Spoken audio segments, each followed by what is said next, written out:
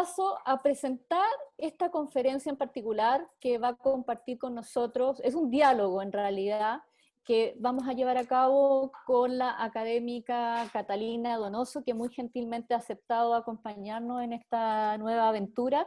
Esta conferencia se llama, la hemos denominado, citando, parafraseando, algo que ya parece que figura en el libro escrito por Catalina Donoso, que ya vamos a hablar bastante de él, y la hemos llamado "No somos niños, mirar la infancia y desmontar lo conocido", que es una frase bastante que inspira mucho, porque mirar la infancia implica eso, desmontar lo que conocemos sobre la infancia y sobre otros ámbitos también. Quiero contarles que, para quienes no la conocen, que Catalina es académica del Instituto de la Comunicación e Imagen, el ICI de la Universidad de Chile. Su labor como docente e investigadora se enfoca en el campo de los estudios de la imagen, el cine documental y los diálogos entre cine, teatro y literatura. Es autora del libro Películas que escuchan, reconstrucción de la identidad en 11 films chilenos y argentinos.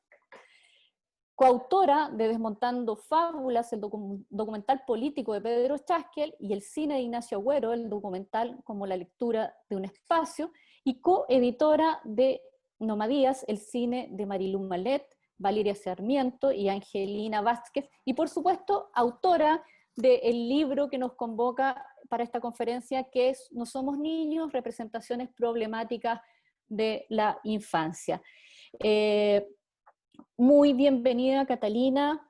Es un agrado para nosotros compartir esta conversación contigo, y sobre todo creo que antes de empezar a hablar de educación, de cómo trabajamos con los niños, qué contenidos son adecuados para nuestra infancia, a nosotros nos parece indispensable pensar un poquito en qué es la infancia, cómo es y cómo la estamos representando. Así que bienvenida, Catalina, y, si quieres hacer algún saludo, alguna presentación breve, y ya partimos con el diálogo. Hola Alejandra, muchas gracias por la presentación, muchas gracias a Ojo Pescado por la invitación también. La verdad es que yo estaba en un momento del año en que estaba intentando no aceptar más presentaciones porque, bueno, hemos estado todos bastante estresados en este tiempo difícil, raro, nuevo que nos está tocando y que afecta también la dimensión de la infancia de manera bien radical. En algún momento va a aparecer eso seguro en la conversación, pero esto me pareció que ameritaba completamente hacer un espacio dentro de las actividades porque realmente a mí me sigue convocando mucho el poder conversar sobre un tema en el que trabajé bastante tiempo, que después dejé un poco porque me puse a trabajar en otros temas, pero que ahora el hecho de que se publicara el libro me ha traído la posibilidad de volver sobre eso, dialogar un poquito más y un espacio como este, la verdad es que me parece súper provechoso para poder establecer diálogos y poder crear conversaciones. También te agradezco el formato, que en algún momento lo conversamos y yo también te dije, y tú lo tenías previamente establecido así, entonces fue muy fácil también llegar a ese acuerdo, que más que una presentación así como muy pauteada y formateada de antes, el que pudiéramos establecer una conversación, yo creo que es bastante más convocante para el formato de Zoom, me parece a mí, ¿no? Como poder darle espacio, ¿no es cierto?, a los intercambios, a las idas y venidas, a las preguntas, y esa es la idea. Así que yo aquí estoy lista para comenzar a conversar cuando te parezca. A dialogar. Muchas gracias, Catalina. Y bueno, lo esbozaba recién en lo que planteé. Para nosotros es fundamental pensar en qué es la infancia antes de hablar directamente de los niños de nuestros tiempos, de los niños que conocemos directamente. Entonces, por eso que ineludiblemente la primera pregunta que quiero plantearte es eso: ¿qué es para ti la infancia, de acuerdo a toda la investigación que has hecho en ese ámbito? Que si es una construcción cultural, histórica, y cómo es esa construcción y qué conceptos arcaicos, modernos y de otro orden conviven cuando abordamos la infancia. Bueno, lo primero es que no es fácil responder esa pregunta y justamente yo creo que parte como del recorrido que hice desde mi tesis de doctorado, que es el origen, digamos, de este libro y que después fue una investigación que siguió indagando en el mismo tema, tiene que ver con que el problema es uno de los problemas es tratar de definirla, ¿no? Como la infancia es mucho más que cualquiera de las definiciones que podamos crear de ella y siempre desborda cualquier definición. Eh, entonces creo que una de las miradas tiene que ver con reconocer que no es una cosa esencial, no es una esencia, no es en sí misma algo, sino que más bien es una, como tú bien decías, no una construcción que es histórica, que está situada social y culturalmente en un tiempo y en un momento y en un lugar determinado y que por lo tanto es cambiante, que se va redefiniendo, que se va modificando eh, y que al mismo tiempo la fuerza adultocéntrica intenta fijarla, ¿no? Como ocurre con muchos otros conceptos y con muchos otros fenómenos, que es esa como intención de naturalizar, ¿no? Como que la infancia efectivamente fuera algo y el quitarnos la posibilidad de pensar críticamente esos conceptos y reconocer que no son sino construcciones a las que podemos desmontar, apelando ahí al verbo que te interesó de alguna de las frases del libro, ¿no? Para denominar esta conferencia, poder desmontar eso que está tan fijo y que aparentemente es estable, pero que en realidad no lo es. Entonces, lo primero es decir que la infancia no es algo en sí mismo absoluto y fijo, sino que más bien es algo que va modificándose a través del tiempo y que cambia también en los distintos lugares en un mismo tiempo, y que reconocer esa cualidad, ¿no es cierto?, como de inscripción histórica, cultural, social, implica una mirada crítica, y que finalmente lo que hace es devolver una mirada al mundo adulto. Eso también va a aparecer seguramente en algún momento en la conversación. Poder mirar la infancia es un poco devolvernos la mirada sobre lo que como adultos estamos intentando crear en ese universo que está en nuestra imaginación. Es una especie como de fantasía de estabilidad y de un mundo adulto al que llegamos algún día y que eso no es realmente cierto. Y ahora un poco sobre esta como convivencia de ciertas nociones que algunas son muy antiguas y otras son más nuevas, ¿no? Esto que tú decías como algo más arcaico, algo más moderno, también fue algo a lo que me asomé, digamos, durante la investigación, y bueno, también eso se puede observar en otros fenómenos culturales, y es que no hay cambio que sea radical.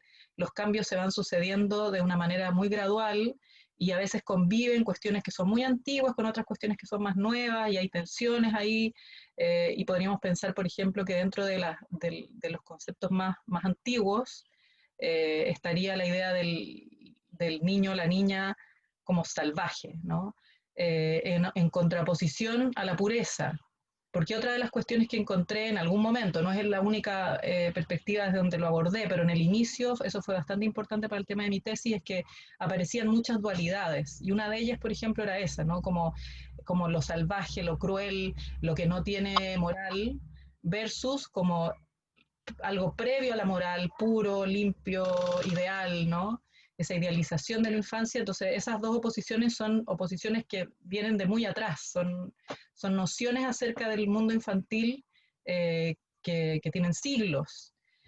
Pero al mismo tiempo, esa idea que sigue vigente, en el sentido de que todavía a veces la utilizamos y a veces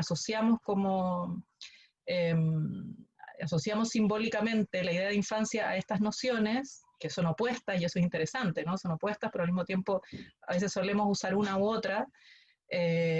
Una más nueva podría ser la idea de el control versus la autonomía, y eso ya tiene más que ver, pensaría yo, con mitad del siglo XX hacia adelante, cuando de hecho el interés por la infancia se vuelve como cada vez más presente, porque hace, no sé, siglos atrás la infancia no era tratada como es tratada hoy, y hay un cambio bien importante como ya la segunda mitad del siglo XX, posguerra, ¿no? También la aparición de los derechos de niños y niñas, eh, como una preocupación por ese mundo, pero que es una preocupación que también tiene como una doble cara. O sea, si tú estás todo el tiempo atento al cuidado de alguien, podríamos decir que es beneficioso, pero al mismo tiempo también, y eso es bien Foucaultiano pensaría yo, ¿no? Como eso también es estar controlando lo que ocurre con ese sujeto permanentemente. Entonces, esa dualidad tiene bastante que ver con la preocupación por la infancia, dónde está, quién le cuida, qué es bueno o qué es malo para ellos, dónde se ubica, ¿no? Como cuáles son las instituciones que deberían estar a cargo. Ese podría ser, podríamos pensar, el control, también aquel que desborda el comportamiento tiene que estar en ciertos lugares y no en otros, ¿no? Pero por otra parte también la preocupación genera la necesidad de atribuirles derechos, ¿no? Entonces ahí podríamos decir que está el polo de la autonomía, que se desarrollen, que crezcan, que aprendan por sus propios intereses. Entonces podríamos pensar que este interés, que es más nuevo, también es una fuerza como de polos, ¿no? Como de pongamos atención para cuidar, pero que eso también es una especie de control, y al mismo tiempo pongamos atención para darle lo que necesita y permitirle que se desarrolle en todos sus aspectos. Y eso también a veces podría bordear la desatención, ¿no? Como cuánto puedes, dónde está esa libertad, dónde se ponen los límites. Ahí no sé si te parece que contesto un poco lo que me está ahí preguntando. Oye, sí, totalmente. Justamente uno de los conceptos que se utiliza mucho actualmente cuando se habla de derechos de los niños y las niñas es la autonomía progresiva, que justamente es algo que está en desarrollo, que está en progreso. No se puede hablar, digamos, de una autonomía generalizada para todos los niños y las niñas, sino que depende de las edades, por supuesto, pero también depende de muchos otros factores.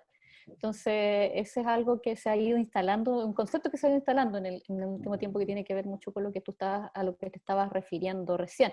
Y bueno, nosotros abordamos mucho todo lo que tiene que ver con los derechos de los niños y las niñas, es como es nuestro fundamento, nuestra base orientadora.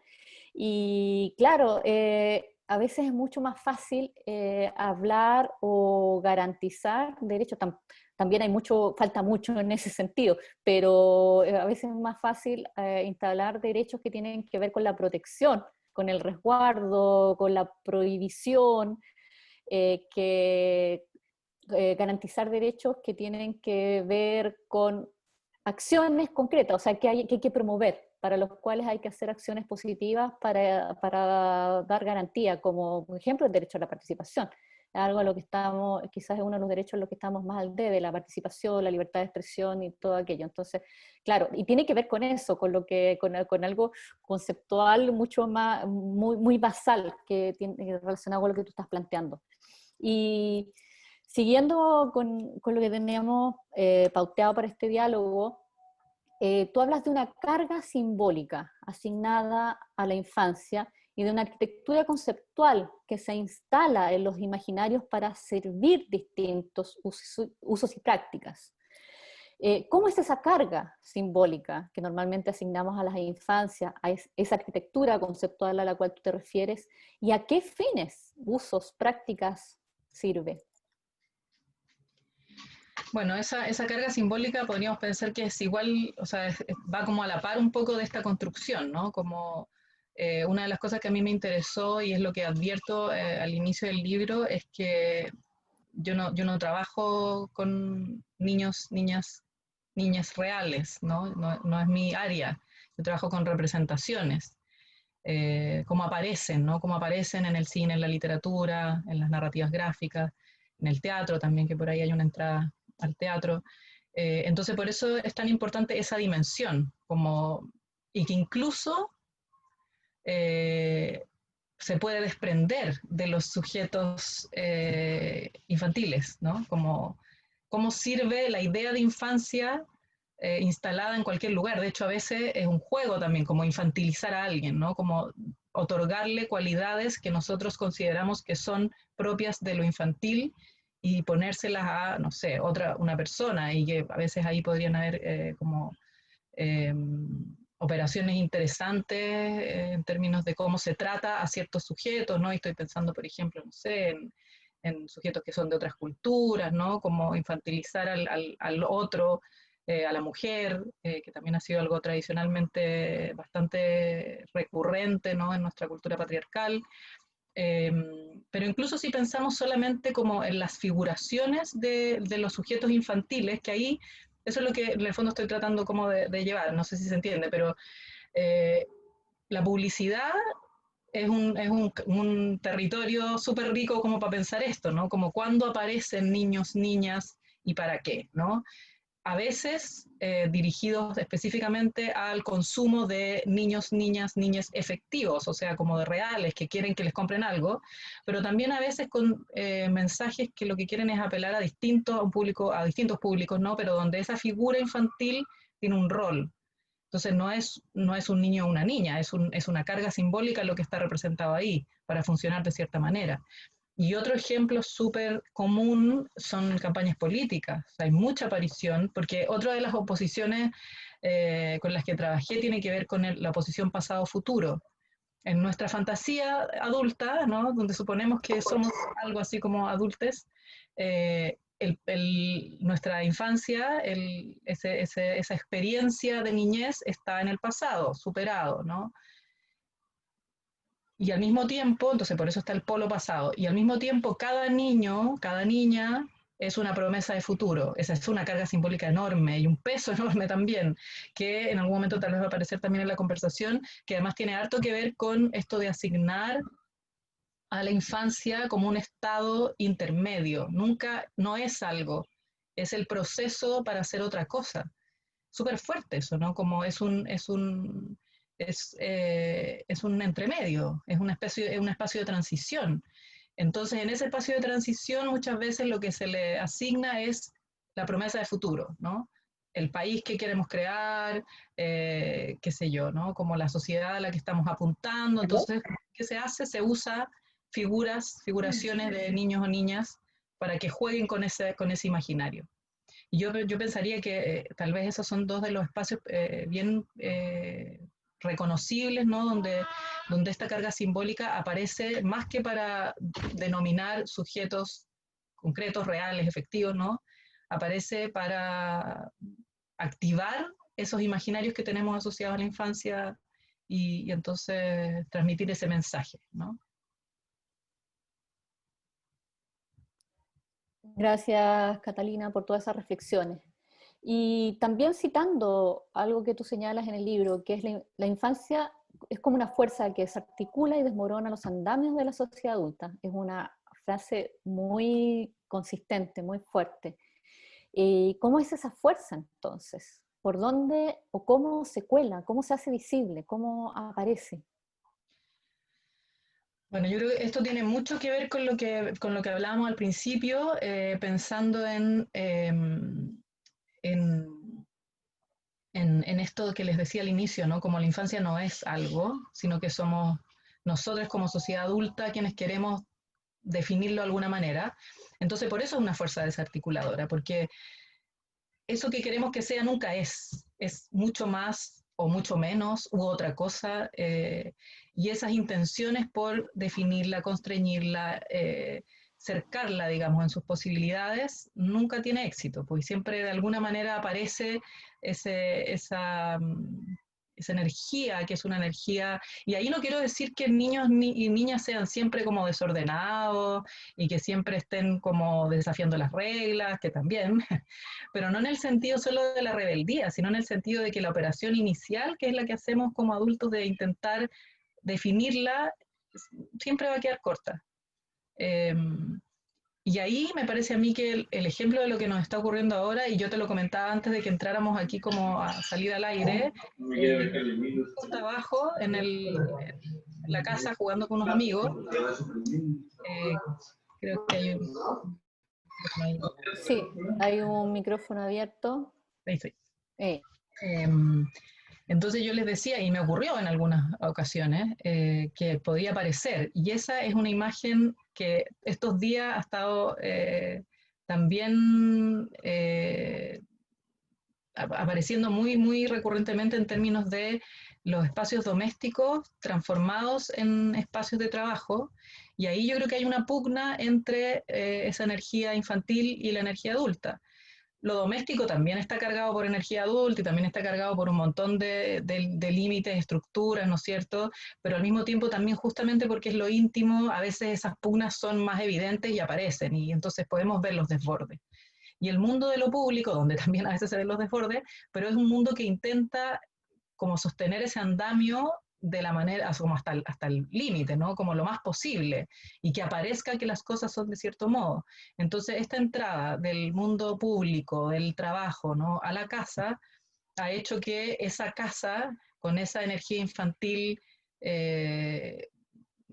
indómita, podríamos decir, ¿no es cierto?, se haga presente y no tenga nada que ver con estas como estructuras que nosotros construimos. Y ahí hay una mención al inicio de mi libro que ahora aparece como algo súper común y de todos los días, y que de hecho casi alguien me decía como casi premonitorio, ¿no? Porque no sé si se acuerdan, pero fue un video que se hizo viral hace algunos años atrás de un cientista político que estaba en su casa, entrevistado por un programa de televisión, y en el programa de televisión habían construido todo, o sea, en su casa habían construido toda una escenografía, los libros en la cama, el mapa atrás, que puede que el mapa estuviera en su pieza, pero todo parecía como muy ad hoc para lo que él estaba presentando en ese momento, y de pronto se abre una puerta, que además para mí, yo cuando lo vi fue como, esto es de verdad precioso para todo lo que estoy pensando, porque la escenografía era perfecta y para mí es una metáfora muy gráfica de la escenografía de nuestro mundo adulto, ¿no? Como ahí sosteniéndolo como sea para que parezca que funciona, y para que parezca que es muy sólido, pero en el fondo solo basta que una niña abra la puerta y entonces se caiga completamente la escenografía, porque entra la niña y es como eso ya no es más un programa de televisión, ahora es la casa de esa persona, y la niña entra y la niña baila y el papá al principio no se da cuenta, pero el que lo está entrevistando le dice y él le pone una mano para decirle solo hasta aquí, y la niña como que se queda ahí, pero luego entra la guaguita en el andador y ahí ya es realmente como, me parece a mí, como una eh, aparición, ¿no es cierto?, muy elocuente de esto que estamos hablando. Ahí ya no hay mapa, no hay libros, no hay cientista político, ahí hay un papá con sus hijos en su casa y luego entra la mamá tratando de sacarlos, creyendo que no se ve, entonces además entra como agachada, se arrastra, los tira. Bueno, eso que tal vez no nos ocurre así como de violento en nuestro día a día, pero que ha pasado mucho porque estamos trabajando en la casa. Entonces lo que ocurre es como esa colisión de mundos.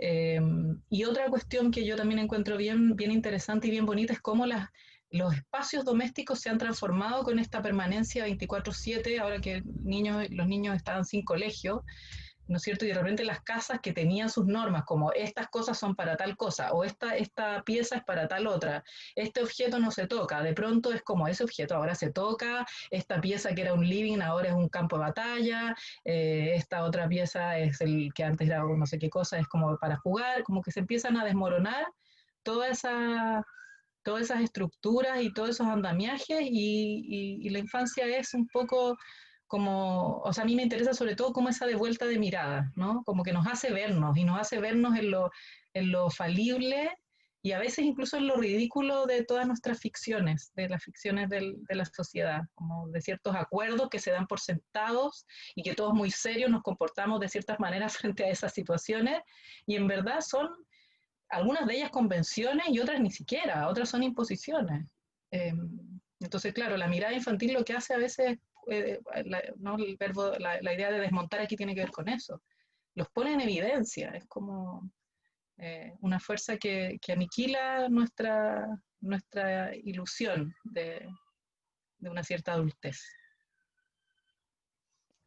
Claro, que de alguna manera esa convivencia ahora más permanente, más cotidiana con las infancias nos humaniza también, Uh -huh. porque esa separación a veces absurda que existe entre las infancias, los adultos o incluso ciertas estratificaciones de edades que nosotros imponemos, ¿no? Porque los jóvenes son otra cosa y hay adultos, como tres categorías de adultos y adultos mayores, que son bastante absurdas, digamos, porque condicionan, determinan o tratan de determinar las relaciones que debemos establecer entre seres humanos y que las relaciones son de muy distinto tipo, de cuando son relaciones sociales, comunitarias, etcétera, a donde a veces los temas, digamos, lo que tiene que ver con la edad ni siquiera es tema o no debiera serlo. Y bueno, y siguiendo con nuestro diálogo, no somos niños. El título principal de tu libro aparece de la frase de la pregunta, niños nosotros, que está presente en un texto del libro El Río, de Alfredo Gómez Morel, que es uno de los más célebres relatos de la marginalidad de Chile de los años 60. Y por lo tanto, ¿es la marginalidad una de las cargas simbólicas que se ha asociado bastante a la infancia en Latinoamérica, en la literatura, en el cine? ¿Por qué piensas que es así? Em, Antes de contestarte eso, voy a hacer una pequeña alusión a lo que dijiste antes también sobre Dale. estas estratificaciones, porque también a mí una de las cosas que me interesó como reforzar durante la escritura del libro era como no hacer diferenciación entre niños y niñas y adolescentes. Eh, Porque me parecía que la vivencia de la adolescencia es una especie como de niñez extrema, como donde se verifica esta intención de transformarse en otra cosa, ¿no? Como esa imposición de transformarse en otra cosa, y entonces un momento en que ocurre como de una manera, por eso también como la rebelión, ¿no? Como tengo que ser eso que no, ya no voy a poder ser esto que era antes y me voy a transformar en otra cosa. Entonces, muy de acuerdo contigo en esto también como de las diferenciaciones dentro del mundo de la infancia y de la juventud, pero también como dices tú, más adelante, ¿no? Como qué tipo, qué clase de adulto eres, dónde estás, en qué edad, como si ciertas cosas correspondieran a unas edades y no a otras, y como también separando un poco las experiencias, que es una cosa que hace el colegio también, como por qué asumimos a priori, que es algo que también ahora con el cuestionamiento del colegio, la escuela como institución, con lo que está pasando ahora, que ha significado que muchos niños no vayan, en el caso del mío, ningún feeling con el Zoom, entonces esté prácticamente desescolarizado este año, también preguntarnos sobre ciertas cosas que hemos asumido como obvias, ¿no? ¿Por qué todos los de 6 tienen que estar juntos y los de 7 juntos y los de 8? ¿Por qué no? En muchas escuelas ocurre así, ¿no? Como escuelas rurales, donde a veces hay mezclas de edades y eso es súper productivo. Pero bueno, esa es una acotación respecto de lo que estabas diciendo antes.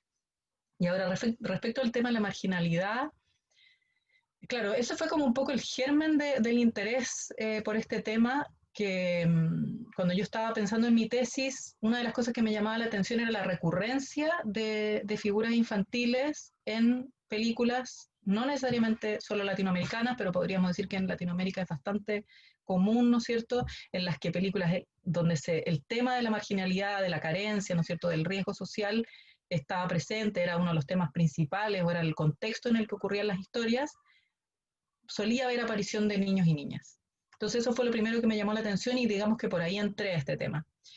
Y, y una de las cuestiones que podríamos como dejar aquí un poco para seguir discutiendo, porque no es que no lo puedo agotar, porque el tipo de investigación que yo hago tampoco no son estos tipos de investigaciones como cantidad de casos y que podamos decir tantas películas sí se habla sobre esto, sino que más bien es una aproximación, ¿no?, de tipo analítico en el que ciertos casos me dan luces sobre cosas que podrían ser más amplias tal vez. Yo pensaría un poco también en esta idea, ¿no?, como de la idealización de la infancia, como que la infancia tiene que ser de cierto modo, y ese modo primero implica esa pureza, y esa pureza hay que cuidarla, y entonces hay que tratarlos de cierta manera, y tienen que vivir en un entorno protegido, y niños y niñas marginales lo que hacen es como romper con ese ideal. Entonces, como la disonancia que ocurre ahí entre esa expectativa o ese mundo asociado a la infancia, ¿no?, es muy impactante. Eh, Prácticamente no queremos que eso le pase, no queremos que le pase a nadie, pero menos a niños y niñas cuya cualidad debería ser justamente el tener que comer, tener con qué abrigarse, vivir bajo un techo, estar protegidos, ¿no? Y si eso no ocurre, entonces el impacto como emocional como espectadores es súper grande. Entonces creo que ahí también, digamos, la fuerza simbólica de esa carencia como que cobra un cariz un poquito más intenso, podríamos decir, que si el personaje no fuera niño o niña. Eh, y te iba a decir algo más, pero se me fue. Espérate.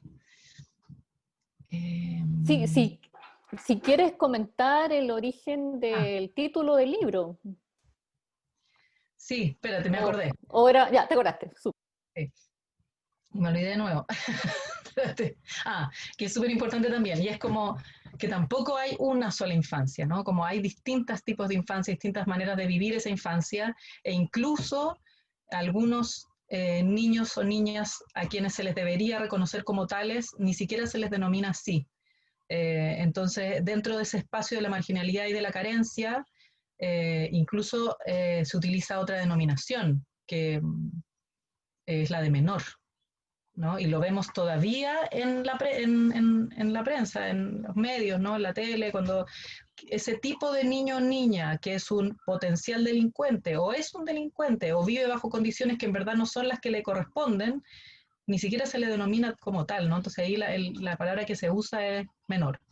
Entonces estoy pensando un poco como en esa variedad de infancias.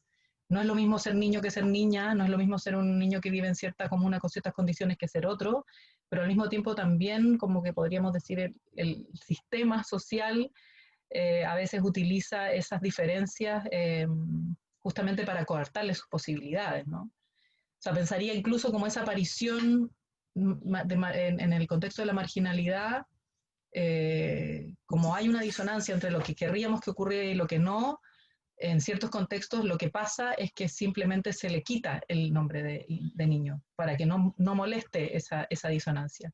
Y yo pensaría que en las películas que me interesaron, estoy pensando en, no sé, en Víctor Gaviria, por poner un ejemplo, La vendedora de rosas, el director colombiano, La vendedora de rosas, Rodrigo de No Futuro, está el reconocimiento de esa niñez, ¿no? Como vamos a mirarla entonces, aunque nos moleste, aunque nos haga ruido, aunque no sepamos cómo nombrarla, porque no se condice con eso que estamos supuestamente construyendo como imaginario y como carga simbólica. Eso. Ah, me ibas a decir sobre el título. Claro, aprovechando que estamos hablando de No somos niños, niños nosotros, mencionamos a Alfredo Gómez Morel. Sí, ¿Quieres bueno, ese contarlo? es un libro súper importante, ¿no? Como tú decías, es un libro más autobiográfico. Yo lo había leído antes y lo volví a leer cuando estaba trabajando en el libro y me volvió a impactar otra vez de la misma manera que la vez anterior y que justamente habla de eso, ¿no? Como niños que viven en el río, completamente desatendidos, con sus propias lógicas. Es muy fuerte cómo él rememora ese periodo. Y pensando además específicamente en algo que me pasó a mí cuando estaba tratando como de cerrar ya el título, es que estaba un poco confundida porque está en masculino, pues, ¿no? El plural masculino, que es el que estamos tratando de erradicar o de buscar otras opciones, o por lo menos de preguntarnos por qué ha sido tan simple que llamemos así a la multiplicidad de seres, ¿no? Como si fuera tan simple, ¿no? Como, bueno, entonces todo masculino. Entonces como me conflictó un poco eso. Yo no estaba segura si seguir con ese título, pero después sentí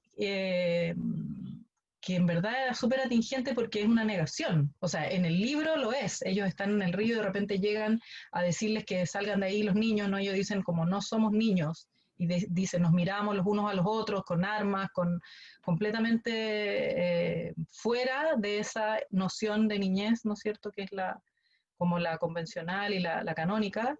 Y entonces pensé que esa negación y esa pregunta, como niños nosotros, me permitía justamente abordar todas esas variedades. Eh, y lo pongo así en la conclusión o en el capítulo final que da cierre al libro, ¿no? Si no somos niños es porque podemos ser otra cosa, niñes, ¿no? Niñes, algo que no está definido, algo que no le pertenece al mundo adulto un poco, ¿no? O sea, el decir no somos niños implicaba también poder cuestionar todas las categorizaciones posibles. Era justamente eh, una posición además muy como empoderada, ¿no? Niños nosotros, entonces la manera de transformar esa declaración o esa pregunta, ¿no es cierto?, era yo responderla así, no somos niños, ¿no? Claro, esa de la infancia queer también de la que habla en tu libro. Ujú. Y bueno, siguiendo con lo de la marginalidad, ¿de qué manera crees tú que el cine latinoamericano ha representado las infancias, entendiendo que el cine también es una institución moderna, que por lo tanto reproduce esos mitos de la modernidad y también el adultocentrismo? Entonces, Ujú. ¿cómo se ha representado la infancia en nuestro cine? el chileno y el latinoamericano? Em, bueno, es difícil abordarlo así como muy en general, pero pensando en las películas que yo trabajé, justamente a mí las que me interesaban eran las que por algún lugar se podía reconocer justamente como el cuestionamiento de esas convenciones o de esas preconcepciones, ¿no es cierto?, sobre lo que debería ser la infancia y sobre cómo representar una infancia marginal. Algunas de ellas, a pesar de sí mismas, pensaría yo, como cómo se podían leer de una manera más interesante, que no fuera simplemente además el cómo reconocer que hay personajes y que a esos personajes les pasan cosas, sino que también poder indagar en los modos como en el nivel formal, en los modos de representación, en el tratamiento de la imagen, en narrativas más eh, menos convencionales, menos tradicionales, y ahí pensaría como en una triada que está en un solo capítulo, que es Valparaíso, mi amor, de Aldo Francia, Largo viaje, de Patricio Caulen, y Crónica de un niño solo, de Leonardo Fabio, que claro, todas ellas tratan de niños que están en ese lugar como de desprotección, e incluso en el lugar también de la punición, ¿no? Como en el caso de Crónica de un niño solo, que es un niño que está en un lugar de reclusión. eh, y ahí yo pensaría en como los modelos de representación tan distintos en Largo Viaje, que es una película mucho más tradicional en su modelo narrativo, pero que al mismo tiempo es súper reconocible. Entonces, cuando yo la leí, también me puse a hacer una especie de analogía entre esa figura del niño que recorre la ciudad y que la cámara de alguna manera va siguiendo, y no solo siguiendo, porque el guión es muy férreo, ¿no? El guión no deja que entre, pero nada que rompa, digamos, la claridad de los encuentros con personajes, de cómo se van desencadenando las acciones. Entonces, de alguna manera es una especie de mapa trazado, ¿no? Como que no permite muchas libertades, y nosotros como espectadores también estamos siendo un poco de ese niño o niña que es guiado por una mirada que lo antecede. En cambio, pensaría en Valparaíso, mi amor, como una cámara que es muchísimo más libre, más cercana también como a la textura documental, donde esos tránsitos, podríamos decir, implican un poquito más una posibilidad de lo impredecible. Que si pensamos como en esta idea de la infancia que se revela, que siempre desborda, ¿no? Yo siento que está un poco ahí encarnado. Y en el caso de Crónica de un niño solo, que es una película como formalmente muy cuidada y que tiene como estos dos momentos, el momento del encierro y el momento de la salida, y la salida sigue siendo otro encierro para ese niño. O sea, siendo una película como formalmente muy cuidada, no es tampoco como la delimitación categórica que sí podemos encontrar en el Largo Viaje. Entonces yo creo que son como súper buenos tres ejemplos de abordar esa idea de la marginalidad de maneras muy distintas, y ahí lo que yo pensaría también es cómo nuestra propia libertad de espectadores nos permitiría mirar una película como Largo Viaje, que es mucho más estructurada, de manera crítica, y poder como reconocer los procedimientos en los que esa infancia aparece, pero un poquito desde ese lugar también como de la limitación, pero al mismo tiempo también poniendo atención en la experiencia de un niño, ¿no? Como que hay una doble entrada, podría decir yo, ahí. Ok, Catalina, pero hay otro tipo en nuestro cine Ujú. chileno y también en latinoamericano, para ampliarnos un poco más. ¿Hay otras cargas simbólicas? ¿Hay otras asociaciones hechas en torno a las infancias más allá de la marginalidad, que bien están desarrolladas en las películas que tú acabas de mencionar, en las películas de Víctor Gaviria? Ujú. ¿Hay otras asociaciones? Sí, de todas maneras. Y yo pensaría harto también, por ejemplo, en las películas de Lucrecia Martel, o otras películas chilenas como las de Domingo Sotomayor, sobre todo la última, Tarde para morir joven, y también de Jueves a Domingo, eh, donde es el mundo doméstico, ¿no? Como la vida doméstica y la interrogación del espacio de la familia también. O sea, como que esas figuras infantiles aparecen de manera muy interesante para cuestionar esos órdenes familiares. Entonces podríamos decir, claro, ahí no es la marginalidad, ahí es justamente como el ideal burgués de familia, el ideal de ese núcleo familiar que entre comillas debería sostener este mismo andamio social, y que aquí aparece como cuestionado además sin ser, y eso lo encuentro muy, muy rico, ¿no? Sin ser evidente en el discurso, ¿no? Como a través de pequeños gestos, a través de el interés por la perspectiva infantil, desde dónde miran niños y niñas, ¿no? ¿Dónde está situada esa mirada? Partiendo por el punto de vista, o sea, ¿qué se ve cuando tienes un tamaño más pequeño, por ejemplo, ¿no? ¿Qué ves? ¿Desde dónde se ve? ¿Qué se escucha cuando se supone que no tienes que escuchar? Eh, entonces sí, no, definitivamente yo creo que ese es otro tema u otro universo donde la infancia también es súper importante y aparece como un lugar de cuestionamiento de ese orden. Me voy a parar un poquito porque se me cerró la ventana y ahora sí Sí, que me dio calor. sí, dale, dale. Estamos... voy a aprovechar de avisar de que apenas termine la conferencia, esta va a poder ser vista, va a ser publicada en Facebook Live y a través de YouTube también, porque hubo algunos problemas en la transmisión al inicio, entonces se va a reproducir posteriormente, van a poder verla y compartirla luego de terminada la conferencia. Y bueno, siguiendo por la misma línea de conversación, tú decidiste en tu libro hablar de películas que ven a la infancia, como tú misma señalas, como un espacio de conflicto, una entrada incómoda al aparato cultural. Entonces, ¿qué hallaste en películas como Joven y Alocada, Mami Te Amo, Mitómana, tratando de referirnos a películas chilenas que son conocidas, que están accesibles para la gran mayoría de todos nosotros, para que podamos afinar, apuntar la mirada luego de esta conversación y con la lectura de tu libro? Ujú. Sí, a ver, claro, ahí podríamos pensar por ejemplo, temas tabú como la sexualidad en la infancia. Estoy pensando particularmente en Joven y Alocada en ese caso, eh, que ese es un tremendo tema, ¿no? Como nunca se quiere abordar mucho, como que no hay sexualidad en la infancia, no debería haber sexo o relaciones sexuales, ¿no? Porque no debería ser una edad digo, niños pequeños, pero sexualidad tenemos toda la vida. Entonces, en el caso de Joven y Alocada, que de todas maneras estaría situada en ese espacio de la juventud, pero como les decía, yo no hago la diferencia. Me parece que previo a la adultez hay una energía compartida y justamente la juventud o la adolescencia es un lugar para cuestionar como más radicalmente esa entrada a lo adulto.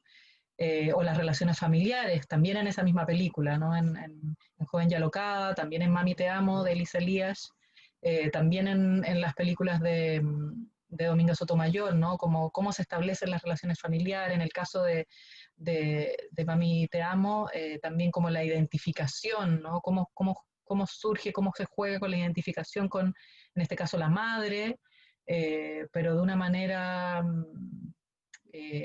como disruptiva, una manera incómoda que nos pone como a pensar mucho cómo se desarrollan esas relaciones fuera de la idealización del espacio familiar. Y otra cosa que a mí me interesa bastante respecto de lo que aparece aquí y de los temas eh, complejos, digamos, que se pueden abordar desde estas películas. Estoy pensando en Mami Te Amo y en Joven y Alocada, esta idea de lo transitorio, ¿no? Lo que te decía antes, eh, como el asumir que la infancia es algo que no está terminado, es un sujeto en proceso. Nunca es alguien sino porque está camino a hacer otra cosa. Y cuando es adulto, que es algo que también es una fantasía, porque todos nosotros estamos completamente, y ahí pienso también en esta idea de lo queer, no necesariamente en términos de lo homosexual, ¿no? Sino que más bien en términos de lo que, lo que, de, lo que está, lo que se desvía, lo que va en una línea distinta a lo que se espera, este crecer recto, ¿no? Esta maduración, vamos hacia un lugar, seguimos creciendo para siempre, ¿no? Nunca dejamos de cambiar, nunca dejamos de crecer, y ese crecimiento generalmente es un crecimiento desviado, en el mejor de los sentidos, porque crea conexiones inesperadas y sigue transformándose, ¿no? Entonces, la idea de la adultez como algo a lo que se llega es parte, ¿no es cierto?, de esta idea que confina a la infancia a una especie de transición permanente. Entonces, en películas como Mami te amo, incluso Mitómana también, donde hay un personaje infantil bien interesante y bien perturbador por el rol que ocupa, y en Joven y Alocada es como hacerse cargo de eso transitorio, no como si fuera un problema, sino que más bien para reconocerlo como, ok, si somos esto que no termina de ser, entonces hagámonos cargo y reconozcámoslo como propio y confrontemos un poco a la necesidad adulta y a la imposición adulta justamente a partir de la posibilidad de no ser definitivamente nada.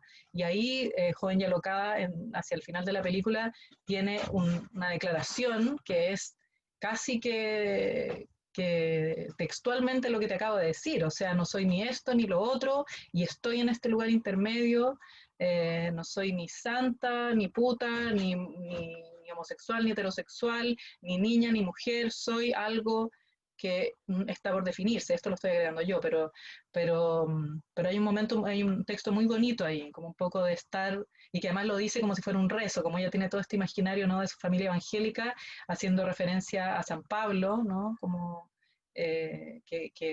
citando también a San Pablo en un texto que justamente dice como el niño que fui, y ella dice como yo estoy aquí en esto de seguir siendo niña y de por lo tanto no definirme y nunca llegar a la maduración.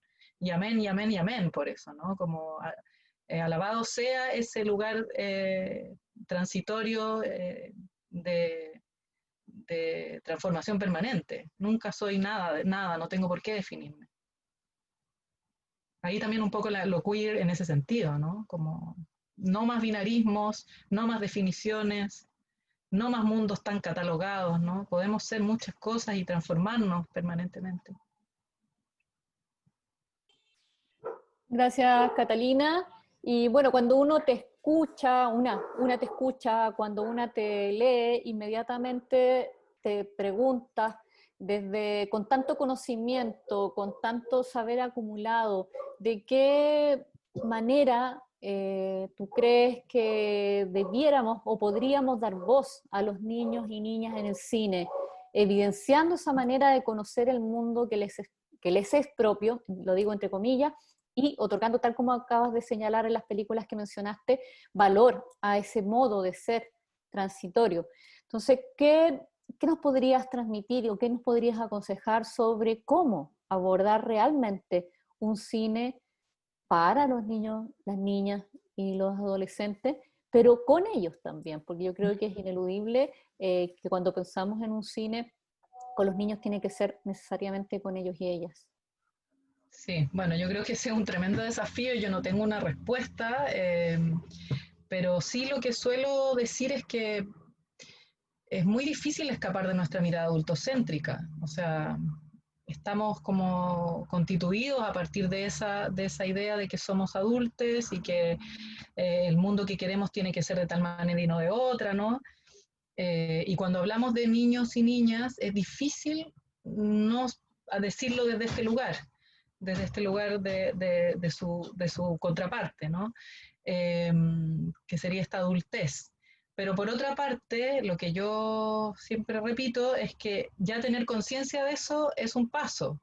O sea, es distinto hablar como por o para niños y niñas sin tomar conciencia que desde donde yo estoy hablando es un lugar distinto que hacerlo reconociéndolo. Entonces, tal vez como desprenderse completamente de la mirada adultocéntrica es muy difícil o casi imposible, pero sí lo que se puede hacer, ¿no es cierto?, es como albergando esa dificultad, es crear espacios donde puede haber un diálogo, que es un diálogo que es muchísimo más horizontal, pienso yo, y por eso también yo acepté esta invitación, así como estuve conversando con la gente de la Cineteca que tienen este programa de Escuela al Cine, eh, pensando en que, bueno, yo en general trabajo, como les decía, no con seres humanos vivos, sino con sus representaciones, pero me parece tan bonito el que pueda generarse un espacio de conversación entre eso que yo hago, que a mí a veces me da la impresión de que dónde impacta, ¿no? Para que pueda dialogar con ustedes que sí hacen cosas, ¿no? Entonces, lo que yo pensaría es como iniciativas como esta, donde lo que están haciendo es justamente reflexionar y no es simplemente decir, ah, esto es para niños o esto no, sino que decir primero vamos a preguntarnos qué es ser niño. ¿Existe eso? Como, ¿qué pensamos que es ser niño o niña? Eh, ¿Es así? ¿Qué les pasa a los niños cuando les hacemos esa pregunta? Como que creo que esas son las posibilidades finalmente, como poder eh, cuestionar nuestro lugar de poder, reconocerlo como una especie de dificultad. Es una dificultad poder deshacernos de ese lugar de poder, pero mirándolo nos permite de alguna manera avanzar hacia ese encuentro. Y creo que otra cosa muy importante que tiene que estar ahí permanentemente y que es algo que yo traté de reforzar en el libro, es que pese a que, claro, nos consideramos adultos y que estamos en este lugar de llegada, no existe ese lugar de llegada, vivimos con la infancia dentro de nosotros, somos los niños y niñas que fuimos también ahora. O sea, todo lo que nos pasa no está cortado, no hay un corte ahí, no hay una separación. Nuestras experiencias de infancia también impregnan nuestro presente.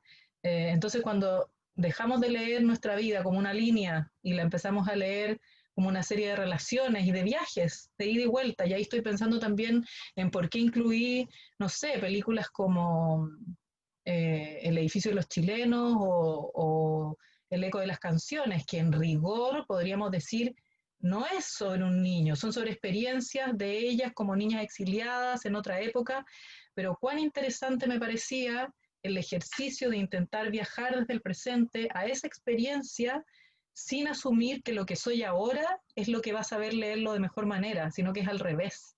Si soy capaz de visitar esa experiencia con toda la imposibilidad que eso implica, porque la memoria, sabemos, ¿no es cierto?, es una narrativa, incluso cuando tenemos materiales que nos permiten como viajar ese tiempo, los leemos desde el presente, o sea, es imposible en términos absolutos, pero es un viaje que vale la pena hacerse de todas maneras, porque lo que hay, la ganancia que hay ahí, si yo no impongo la lectura adulta por sobre el visitar esa experiencia infantil y al revés, le permito a lo que yo sea capaz de recuperar de esa experiencia infantil, cuestione mis certezas de adulta, entonces ya ahí hay una enorme ganancia y siento yo un triunfo para esta cercanía con la mirada infantil y con despojarnos un poco del adultocentrismo. Y, y desde ese punto de vista, Catalina, ¿cuál crees tú que es el rol de la educación formal? O sea, la educación desde las instituciones, en la construcción cultural e histórica de la infancia y en su visibilización y también su control, por supuesto, que es parte de esa dualidad. Y lo pregunto sobre todo, vamos, porque estas son conferencias que están orientadas al mundo, al mundo de la educación. Hay bastantes profesores, profesoras que nos están siguiendo. O sea, el rol como de las instituciones educativas es súper central. Nuestra infancia moderna, que también está en crisis, estamos en un tiempo de muchos cambios ahora, eh, sitúa a los niños y las niñas fundamentalmente en dos lugares, ¿no? La casa o la familia y la escuela. Son los lugares como por excelencia donde deberían estar. Entonces, como este imaginario, esta construcción, ¿no es cierto?, de la infancia, podríamos decir que se sostiene en gran parte en torno a qué debería ser una escuela, ¿no? Y cómo debería funcionar. Eh, entonces, en ese sentido, es fundamental, es crucial, ¿no es cierto? Es uno de los pilares. Y ahí yo pensaría también qué está pasando ahora. Y yo les digo, este año yo creo que ha sido, o sea, ya teníamos muchas preguntas y hay eh, cuestionamientos y revisiones dando vuelta hace tiempo sobre cómo debe funcionar esa escuela, qué es enseñar, ¿no? ¿Qué es enseñar? ¿Cómo se enseña? Desde la disposición como física de la sala, para empezar, porque suponemos que hay alguien adelante y que hay otro sentado en cierto orden, ¿no? Como partiendo por eso, que la hora del recreo es a tal hora y no a tal otra, que el número es tal, y que además también podemos pensar como la variedad de opciones que también se pueden dar respecto de los modelos educativos no es una, ¿no? Hay distintas opciones, pero hay una que es como la dominante y que me parece a mí que también esto de que los niños y las niñas no se puedan ver ahora, no se hayan podido ver casi nada este año, a menos que sea a través de una pantalla.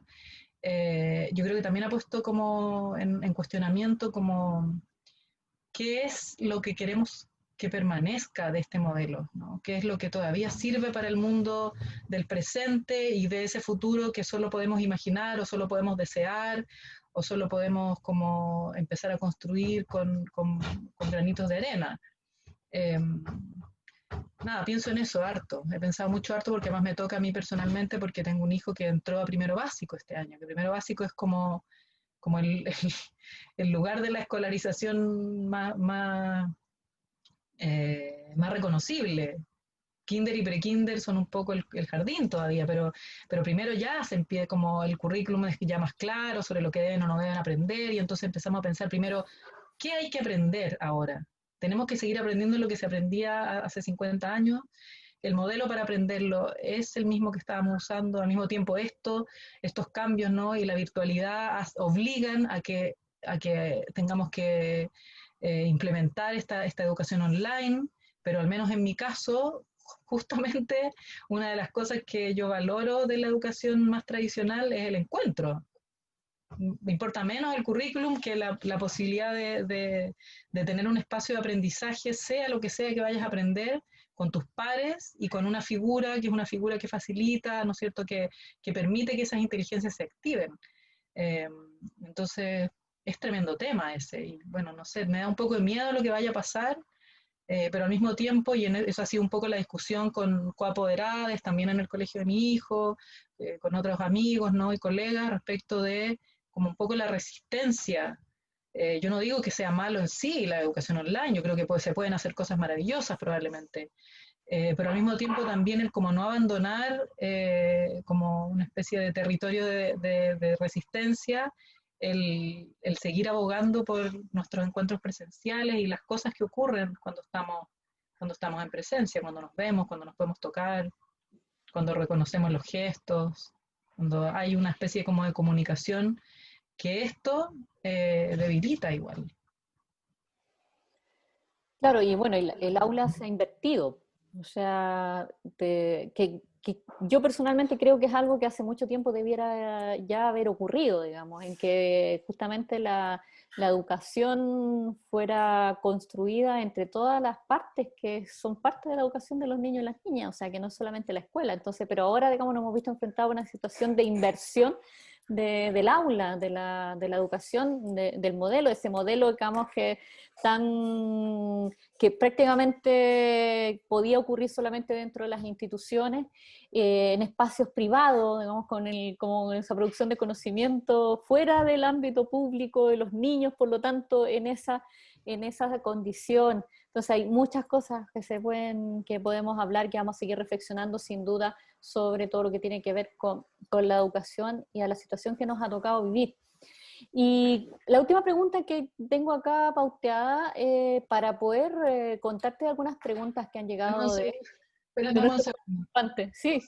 Y es mi hijo aquí. ¿Qué pasa, Renato? ¿Por qué estás desnudo? Hola, Hola, Renato. Hola, Está con la cara rayada. ¿Qué ya. pasa? Quiero. Ujú. ¿Dónde está mi traje de baño? Está colgado en la terraza. ¿Me compraste nuevos lentes? Están en el... ¿Cuáles? ¿Los de piscina? Sí, pero me compraste nuevos. No, Renato, pero están ahí en el baño. Bueno, Va a quedar inmortalizado, Renato. sí, porque además vienen pelota. Bueno, Están y los dos trajes de baño afuera, Renato, colgados en la terraza. Ay, maldita. bueno,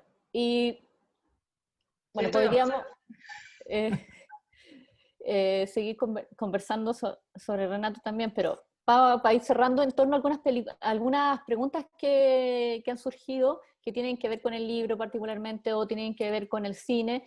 Y la última que yo tengo es si hay alguna película chilena o también de otra nacionalidad, así que no la encuentras dentro de la cinematografía de nuestro país, que a tu parecer contenga alguna representación certera de la infancia, de las infancias, y que nos recomiendes ver.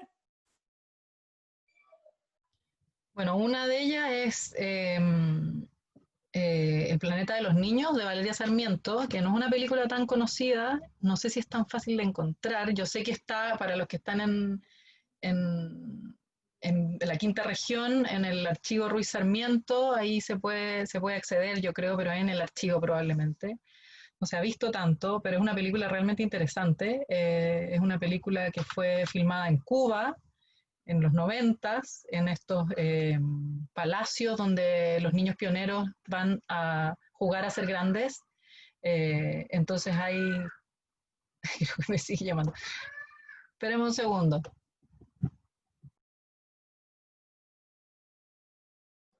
Sí. Bueno, yo voy a aprovechar de comentar una pregunta que es recurrente, que tiene que ver con cómo se puede acceder al libro de Catalina.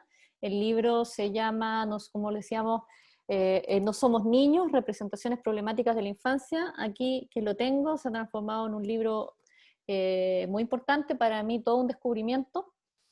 Y Catalina puede entregar más información sobre dónde exactamente se puede acceder a él, pero el dato que yo les puedo transmitir es que se vende directamente a través de Universidad Alberto Hurtado Ediciones, en versión ebook o también en versión física enviada a través de courier a cualquier lugar de Chile. Al extranjero no lo sé. Y que estaba aprovechando, Catalina, de pasar el dato del libro, porque hay preguntas sobre el libro, tú seguramente tienes más información, pero quizás volvamos a lo que estábamos hablando para cerrar, y luego Sí. hablamos del libro. Bueno, la película de Valeria Sarmiento es muy interesante porque es sobre este lugar, ¿no? Donde niños y niñas tienen, yo le ponía como es como una Kitsania, pero marxista, ¿no? Sin marcas, ¿no? Sino que más bien es como con el motor de este futuro revolucionario, futura revolucionaria, ¿no? Niños y niñas pioneres, juegan a ser adultos. Entonces, bueno, lo que a mí más me llama la atención de la película es de qué manera, siendo muy sutil en la manera de presentarlo, porque en muchos casos hay mucha observación, apenas intervenciones de quien entrevista, pero son muy mínimas. Entonces, no hay un discurso así como evidente, pero va revelando un poco como lo perturbador de ese mundo y lo que pasa finalmente es que el mundo infantil nos devuelve la mirada. Yo así lo veo, ¿no? Es como una especie de mirada muy muy impactante respecto de las cosas que damos por hechas, las que damos por sentadas. Entonces, a través de mirar a los niños y niñas, lo que ocurre es que terminamos viéndonos nosotros en nuestra falibilidad y en nuestra como precariedad de seres adultos. Y otra película que estaba pensando también como ya más cercana, chilena, más reciente, es la que mencionaba hace un ratito, que era Tarde para morir joven, de Dominga Sotomayor, que a mí me gustó mucho, y creo que ahí hay un acierto enorme en términos de reconocer como una cierta temporalidad también del mundo infantil y que la película se haga cargo de eso, ¿no? Como no imponer la temporalidad adulta, sino que más bien como observar, reconocer en esos modos de ser infantiles y transmitirlo o transformarlo al lenguaje cinematográfico. También es otra película que yo recomendaría. Probablemente haya muchas más que podría recomendar, pero esas son dos que se me ocurren. Catalina, entonces pasando a las preguntas, ya no nos quedan tantos minutos para seguir conversando. Yo les estaba contando a quienes preguntaron por cómo acceder al libro, que está disponible a través de Universidad Alberto Hurtado, ediciones tanto física como a través de formato ebook, pero quizás tú puedes contar alguna otra novedad, no sé si hay alguna librería o algún otro lugar. Sí, efectivamente, como tú dices, se puede comprar el libro electrónico y también en físico a través de Ediciones Alberto Hurtado. Creo que es ventas@Hurtado, Universidad, claro, hurtado.cl. Creo, pero si no pueden chequearlo ahí en el sitio de la universidad, pero lo que me decían las editoras es que ya están librerías, ahora cuando se habían abierto un poco las cosas, porque al principio cuando se lanzó estábamos en súper cuarentena, entonces no estaban saliendo a ninguna parte, pero ahora ya sí se puede encontrar en librerías y yo sé que la que sí se puede encontrar es en la Metales Pesados, me parece que debería estar en otras también, pero con seguridad deberían poder encontrarlo ahí. Ya, perfecto. Y lo mandan a regiones. Y al extranjero no lo sé. Yo creo que ahí la opción es la El ebook. versión electrónica del libro, Sí. claro. Pero por lo menos a distintos lugares de Chile sí lo envían desde la Universidad de Alberto Hurtado, así que recomendadísimo. Y hay una pregunta, pero quizás podríamos abrir el micrófono para que ella misma la planteara. Grecia Rodríguez, no sé si estás, ahí estás, sí estás, Grecia, porque quizás no voy a interpretar, no voy a reproducir bien tu pregunta. Grecia, ¿nos escuchas?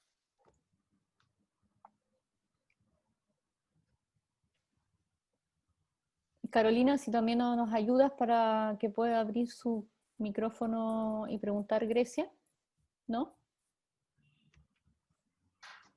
Bueno, Grecia, voy a contar la pregunta que ella hizo, que es que le gustaría saber si has estudiado al niño como actor protagonista en muchas películas donde ellos se representan muy bien, como niños y niñas en las historias. Y manda también felicitaciones. Ya, muchas gracias por la pregunta. Sí, la había visto y también no sé si voy a interpretar bien lo que quiere preguntar, porque lo que me imagino que está tratando de enfatizar tiene que ver con este nivel de niños y niñas actores, ¿no? Como en su rol de actuación. Y la verdad es que no es un tema en el que yo he entrado mucho, porque significaría un poquito como trabajar con como la experiencia real de esas personas infantiles que actuaron, y no es algo que suelo hacer, entonces hasta ahora no lo he hecho. Sí me parece un tema bien interesante. eh, yo me enfoqué más bien en pensar como donde hay personajes infantiles, ese es el primer requisito, que haya. Pero para mí es importante que además de que haya personajes infantiles, la película encarne una especie de lenguaje de la infancia, que es como yo le digo, ¿no? Que a través de sus recursos narrativos o de tratamiento audiovisual, lo que sea, haya también una manera de recoger un modo de ser de esta infancia que es la que a mí me interesa, ¿no? La infancia, no la infancia idealizada, sino que más bien la infancia confrontacional, la que pone en cuestión ciertas cosas, la que instala temas conflictivos.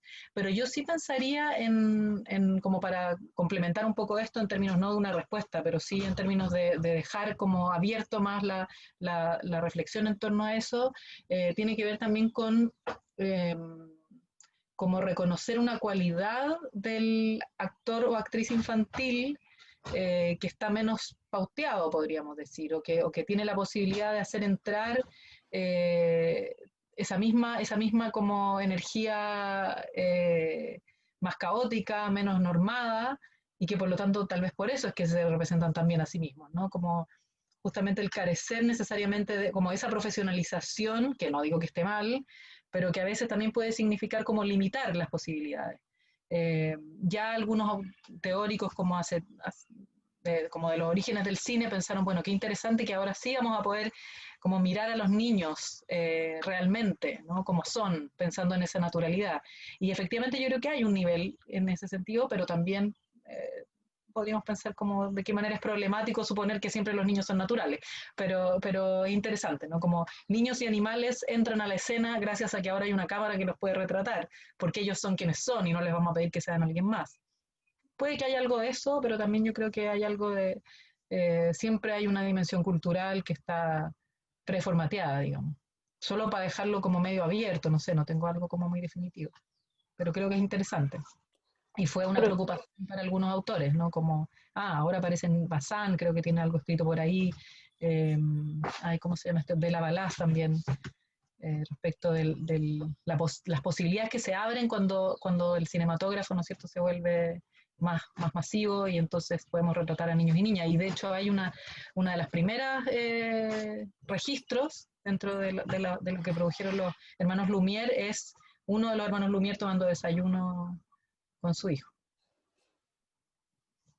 sí, pues justamente el cine dedicado a los niños y las niñas ha tenido distintos caminos y distintas evoluciones, y eso es una de las cosas que nosotros vamos a tratar de abordar y de responder tentativamente a algunas de esas preguntas a través de todo lo que vamos a desarrollar en el seminario La Infancia Quiere Cine, que se va a realizar en enero. Hay varios talleres donde se busca profundizar con personas que tienen que se han dedicado a escribir o a desarrollar contenidos para infancias, tanto en cine como en televisión, y que por lo tanto tienen algunas respuestas, siempre temporales o tentativas, a estas grandes preguntas que nos estamos planteando todo el tiempo.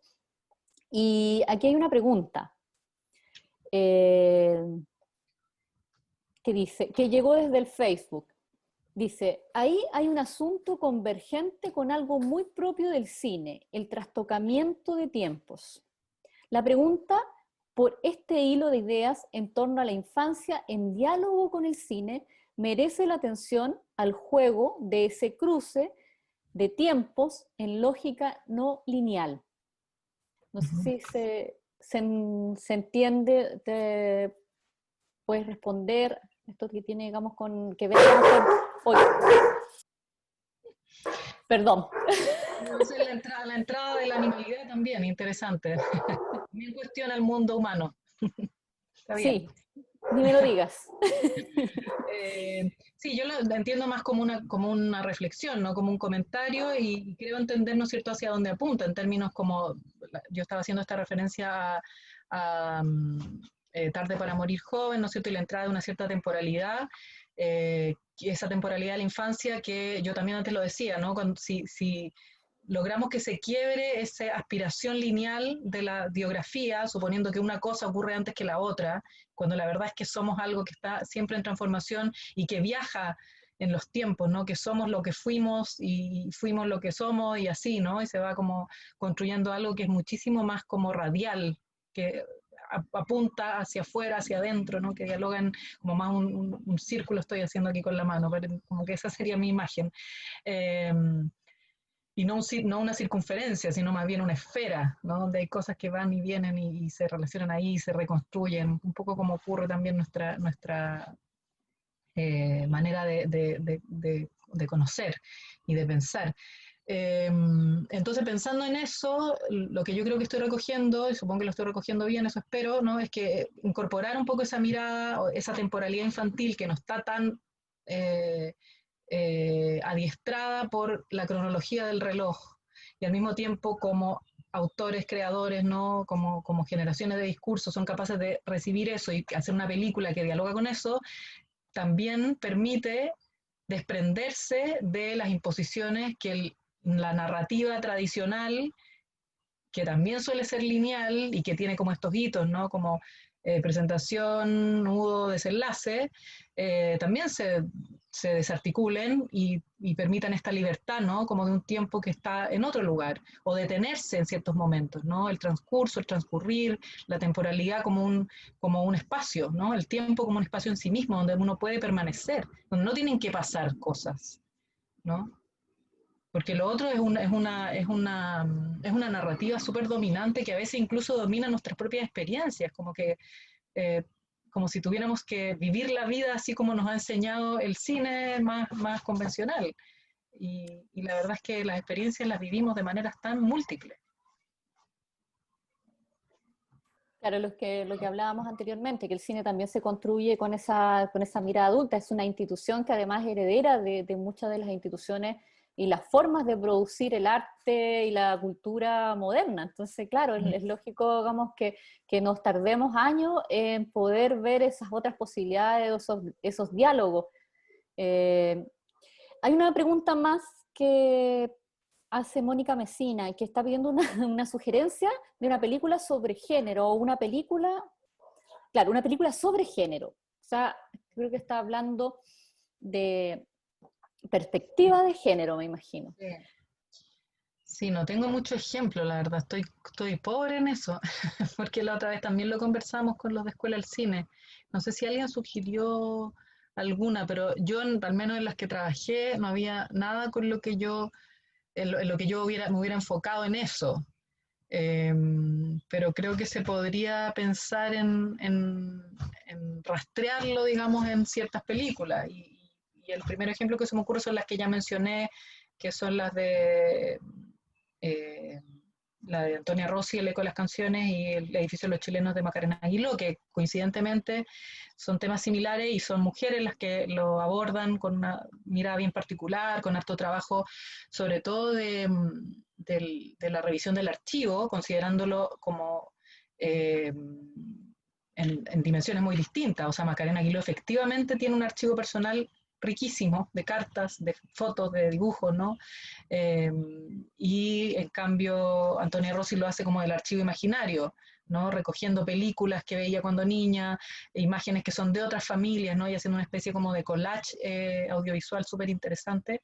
Entonces yo pensaría también ahí en esas dos cosas, que claro, tal vez no, la perspectiva de género no es evidente, pero yo sí creo que podría ser súper interesante rastrear primero ese trabajo, como con el archivo, con los materiales, con la memoria anclada en los objetos o en las imágenes mismas, pensando en la película de Antonia Rossi, y también el que sean películas plurales o corales, no sé cómo llamarle, como donde necesita hablar con otros para poder construir su propia historia. Yo creo que ahí también hay una dimensión que tiene mucho que ver con una manera, ¿no es cierto?, tradicionalmente asociada a lo femenino de la colaboración, en lugar de la competencia, ¿no? En lugar de como esta es mi voz y entonces la voy a imponer a otros, o voy a suponer que este es el discurso privilegiado, aunque sea temporalmente, versus el no hay discurso privilegiado, eh, sino que hay muchas historias y para poder contar la mía necesito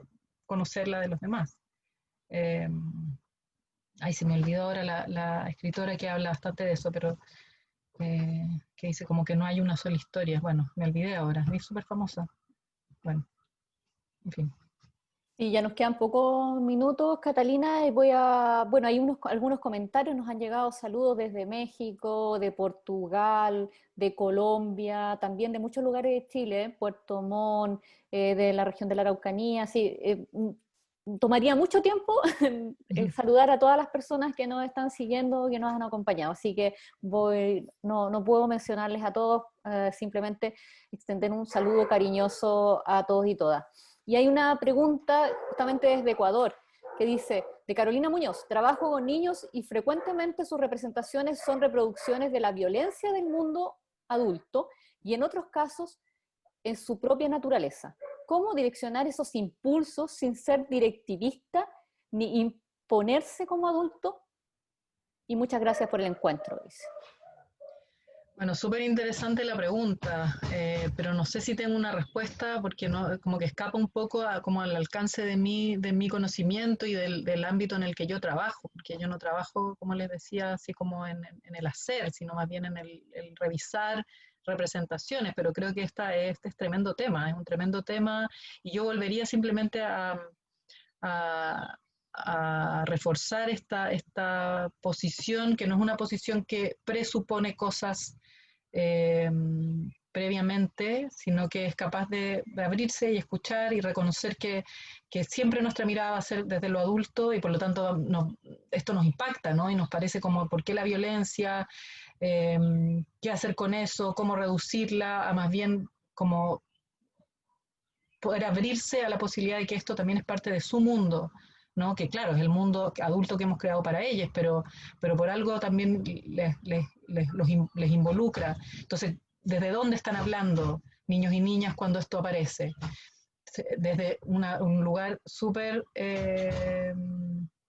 humilde, diría yo. Yo no creo que tenga mucha respuesta sobre eso. Creo que es un asunto súper relevante, además por toda la carga de violencia que hay en algunos casos efectiva, ¿no? En los entornos de muchos niños y niñas, y también por la violencia mediática, ¿no? Como que los inunda diariamente, los dibujos que ven, los juegos que juegan. Es un mundo de tanta violencia. Creo que, bueno, tal vez una cosa para seguir pensando. Sí. ¿Y te gustaría agregar algo más, Catalina, para algo que haya quedado pendiente o con lo que te gustaría cerrar para ya ir terminando esta interesantísima conversación, por supuesto? No sé, yo creo que hemos abordado hartas cosas que para mí son centrales, o sea, tal vez solamente como volver sobre esta, como para quedarnos pensando, ¿no es cierto? Y cuestionando, a mí se me olvida también a veces, pero cuestionando nuestra propia certeza sobre el lugar de llegada que significa la adultez y reconocer la infancia que habita en cada uno de nosotros. Eso es muy enriquecedor, creo yo, para volver al título, ¿no? Como eso de desmontar lo conocido, un poco eso, ¿no? Como también reconocer nuestras propias infancias nos lleva a desmontar este mundo adulto conocido, entre comillas, que queremos mantener y supuestamente sostener. Pero sobre todo quiero agradecer, porque para mí ha sido súper entretenido conversar contigo, Alejandra, te agradezco mucho la invitación, les agradezco a Ojo de Pescado en general por la invitación, por el interés en mi libro, además que sé que revisaste con atención. Y ha sido realmente una conversación muy entretenida. Agradezco también a todos quienes están conectados acá en el Zoom, o también que lo están viendo desde su lugar más silencioso en el Facebook, o no tan silencioso, porque también ahí se puede comentar, mandar corazones, hacer todas esas manifestaciones de presencia, de esta presencia virtual que estamos teniendo, que es lo que hay ahora. Pero lo que tiene de bueno, como rescatando algo, es que podemos llegar también más lejos, y tal vez si hiciéramos esto en vivo, hay personas de regiones que no podrían estar, o tú que estás en Valparaíso y yo acá en Santiago, alguna tendría que viajar, como podemos hacerlo mucho más fácilmente y también llegar a un grupo de personas que, bueno, como también aquí hay otros países latinoamericanos, muy bonito eso. Tal vez sea una de las ganancias pequeñas, pero yo soy muy fan de la vida offline, así que ojalá que podamos tener un encuentro también en persona. Claro, pero yo creo que vamos a tener que ir matizando ambos tipos de encuentro, porque también hay muchas cosas positivas, como acabas de decir, en esto, en la virtualidad. Entonces, rescatar lo bueno de cada uno de estos mundos y seguir explorando pues, en este camino de permanente transición. Y yo quería agregar un par de cosas. Una tiene que ver con lo de la presencia de las niñas, el cine protagonizado por niñas en el cine latinoamericano y en el cine mundial, que nosotros a través del Festival Ojo de Pescado hemos visto que sí están teniendo mucha más presencia. Bueno, porque la perspectiva de género es algo que está mucho más presente en nuestra sociedad. Y claro, hay un deber moral, social, digamos, con respecto a ese tipo de representación. Pero nos hemos encontrado, en ese afán nos hemos encontrado con, por un lado, digamos, con cineastas, con mujeres mucho más decididas y mucho más empoderadas por reflejar a niñas en su cinematografía. Y, por ejemplo, bueno, acá Nicolás Schwarber mencionó la película Alba de Ecuador, que es del año 2016, que estuvo en Ojo de Pescado en ese año. Pero también títulos que tuvimos este año, como Corazón de Mezquite, que narra la historia de una niña lloreme mexicana y con las dificultades que tiene que enfrentar para poder instalarse en un determinado ámbito, pero como niña, en su dimensión, en su perspectiva de niña, no asumiendo un rol adulto ni nada parecido. Y digamos, es un personaje muy transparente en el sentido de que no se ve, digamos, con tanta fuerza como una representación adulta en la construcción de esa historia y de ese personaje, solamente por poner un ejemplo. Y quería recomendarles a quienes nos siguen para seguir respondiendo, para seguir buscando claves y respuestas a todas estas interrogantes que siempre nos están dando vuelta a la cabeza, es que, por ejemplo, participen en la conferencia de mañana que va a dictar el maestro Valerio Fuenzalida a las 15 horas, porque justamente él va a abordar la recepción constructivista en entornos escolares con un enfoque puesto en la educación parvularia, en la educación inicial de niños y niñas, porque desde su punto de vista esa recepción constructivista entre las distintas partes que forman parte, que intermedian en la formación de los niños y las niñas, es necesario que intervengan. No basta, digamos, con solamente ver cine de una manera lineal o ver televisión de una manera lineal, sino que hay que hacer una interpretación, construir conocimiento en conjunto con los educadores y educadoras, con las familias, etcétera. Y eso de alguna manera podría entregar claves a la pregunta que planteó Carolina Muñoz, que tiene que ver, digamos, con la violencia, si eso es algo que viene exclusivamente del mundo adulto o es parte de la propia naturaleza de los niños y niñas. Yo creo que hay claves ahí en la conferencia que nos va a compartir Valerio mañana, que así que la recomiendo de todas maneras. Y les sugiero también que nos sigan en las conferencias del día jueves, una de ellas que va a dictar el maestro español Enrique Martínez Salanova, y por la tarde vamos a seguir hablando de televisión con la directora del CNTV infantil, Soledad Sweet, y también que nos acompañen en las actividades ya en enero durante el seminario La Infancia Quiere Cine.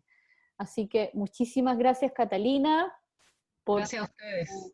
por tu libro, por esta conferencia, por este diálogo, por tu generosidad y ojalá puedas volver a seguir profundizando en temáticas de infancia porque creo que es algo que hace mucha falta. Saludos desde Perú, también desde Ciudad de México y bueno, muy buenas tardes a todos y todas.